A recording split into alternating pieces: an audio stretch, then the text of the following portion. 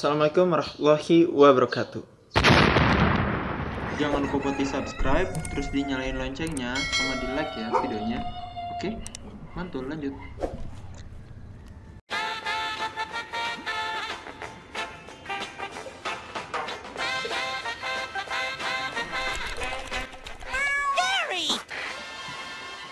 Oke, pada kesempatan kali ini ya, di waktu yang santuy ini aku mau coba untuk sedikit ngeliput hewan kurban yang alhamdulillah udah dibeli, dan mungkin sekalian mendeskripsikan lah ya mungkin ciri-ciri hewan kurban yang sehat dan mungkin beberapa hikmah yang bisa kita dapetin dalam berkurban ini lah.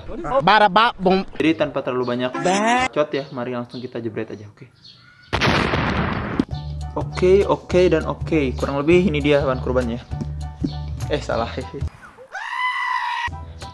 Ya, jadi ini dia ya, domba yang udah aku beli ya. Ya mungkin memang ukurannya tidak terlalu barbar, tapi yang penting dan yang terpenting itu sudah cocok untuk dijadikan hewan kurban, sudah memenuhi prasyarat ya. Mungkin kita suruh berdiri dulu ya biar lebih mantul. Berdiri dulu. Ini belum kasih nama nih si coek ini. Si coek aja deh kayaknya. Nah, ini ya kurang lebih bentuk fisiknya. Kalau misalkan kita lihat dan dari prasyarat kurban juga, bahwasanya hewan kurban yang sudah layak itu, yakni hewan kurban pejantan ya, dimana ini si coek juga merupakan domba jantan. Terus juga tentunya dia harus sehat nih. Ini sebenarnya kalau dari sehat sendiri ya, aku juga nggak begitu paham sih. Yang penting udah ada label dari dinas waktu di lokasi juga, dan ini sih mungkin udah telah diperiksa layak ya. Ya ini mungkin bisa jadi salah satu bukti bahwa dia ini sudah layak untuk dikurbankan nih si coek.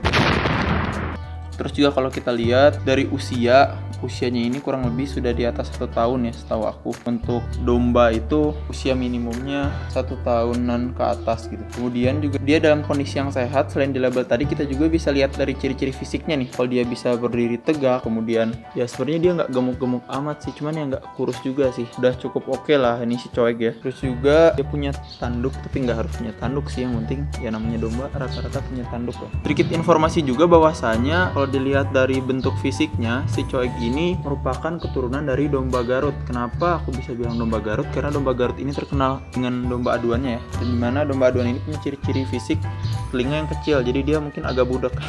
Fucak! Ya, aduh nggak kelihatan kan saking kecilnya kan.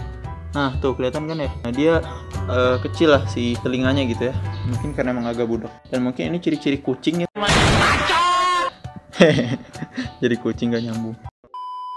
Ini si kucing kayak kepo banget. Dan mungkin juga kalau misalkan dari kesehatan itu kan, selain dari aspek fisik, kita bisa lihat juga dari aspek kotoran ya. Mungkin walaupun agak jijik, tapi kita lihat aja dari aspek kotoran juga bentuknya sempurna, membulat ya. Tapi ini mungkin tidak perlu diraba, tapi dia bisa terlihat sehat dari kotorannya juga. Kurang lebih penampakan si coek ya. Mungkin agak-agak kotor sih ya di bagian belakang pantatnya, karena dia mungkin BAB dan dia duduk di tempat dia BAB, jadi ya udahlah nanti dibersihin lah. Dia mulai bersuara sedikit ya. Tapi sebenarnya si coek ini bukan merupakan domba pemberani ya kalau menurut aku sih, karena dia tidak melawan ya saat dibeginikan. Biasanya kalau domba pemberani itu digibeginiin dia melawan gitu, tapi si coek nggak, kayaknya dia nggak pemberani. Tapi ya udahlah, yang penting dia bisa dikurban. Dan kalau kita lihat dari kaki ya, kalau hewan yang kuat, ciri-ciri yang sehatnya itu dia bisa berdiri.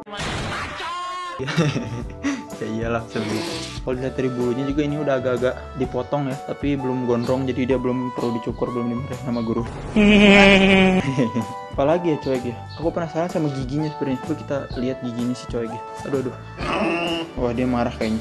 Ya udah jangan, nggak usah. Ya kurang lebih ini sih mungkin ya yang bisa aku deskripsiin dari si coek. Dia punya 2 kombinasi warna, putih dan hitam ya, putih sapi tapi enggak juga sih. Ya walaupun badannya nggak terlalu besar, yang penting niatnya sih ya kalau kurban, anjay. Yang penting niatnya lillah lah, karena Allah Subhanahu wa taala. Coek. Sini coek. Coek. Wah si coek lumayan ya, kalau dipanggil dia datang. Bagus coek. Lihat si kucing. Ikutan deh kepo juga, ini apa ini. Ya mungkin nanti si coek nggak tahu sih ya ini perlu dimandiin atau enggak, soalnya bentar lagi sih Idul Adhanya. Tapi ya udah sih, kita lihat situasi aja perlu dimandiin atau enggak. Yang penting dia memenuhi syarat untuk dikurbankan lah ya si coek.